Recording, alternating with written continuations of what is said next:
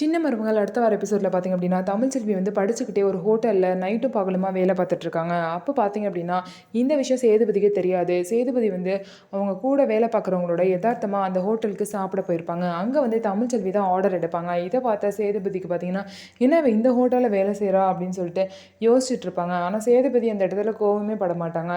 தமிழ்ச்செல்வி தான் சேதுபதியை பார்த்த நடுக்கத்தில் தண்ணியை வந்து சேதுபதி மேலே லைட்டாக ஊற்றிடுவாங்க. இதனால் அந்த ஹோட்டலோட ஓனர் பார்த்திங்க அப்படின்னா தமிழ்ச்செல்வியை வந்து திட்டிட்டு போயிடுவாங்க. உடனே சேதுபதி வந்து சாப்பிட்டு முடிச்சுட்டு ஓனர்கிட்ட போயிட்டு இந்த மாதிரி வேலை பார்க்குறவங்க மேலே கொஞ்சம் கடுக்கெட்டு நடந்துக்காதீங்க, அவங்க மேலே ஒரு தப்பும் இல்லை, யதார்த்தமாக நடக்கிற விஷயம் தான், அதனால கோவப்படாதீங்கன்னு சொல்லிடுவாரு.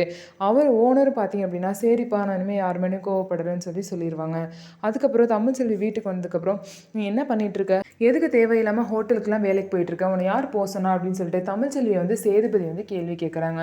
இதுக்கப்புறம் கண்டிப்பாக தமிழ்ச்செல்வி என்ன சொல்ல போகிறாங்கன்னா என்னோட படிப்பை பார்த்துக்க என்னை பார்த்துக்க எனக்கு தெரியும், அதனால நான் தான் வேலைக்கு போய் சம்பாரித்து அந்த பணத்தை தான் நான் யூஸ் பண்ணுவேன், யாரோட தயவும் என்றைக்குமே எனக்கு தேவைப்படாதுன்னு சொல்லிட்டு சேதுபதி கிட்ட சொல்ல போகிறாங்க.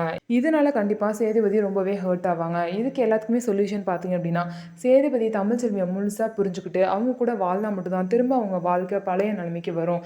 என்ன ஆக போகுது அப்படிங்கிறத பொறுத்து இருந்து பார்க்கலாம். நம்ம வீடியோ உங்களுக்கு பிடிச்சிருந்தா நம்ம வீடியோவை லைக் பண்ணிக்கோங்க. அதுக்கப்புறம் மறக்காமல் நம்மளோட சேனலை சப்ஸ்கிரைப் பண்ணிட்டு பாருங்கள்.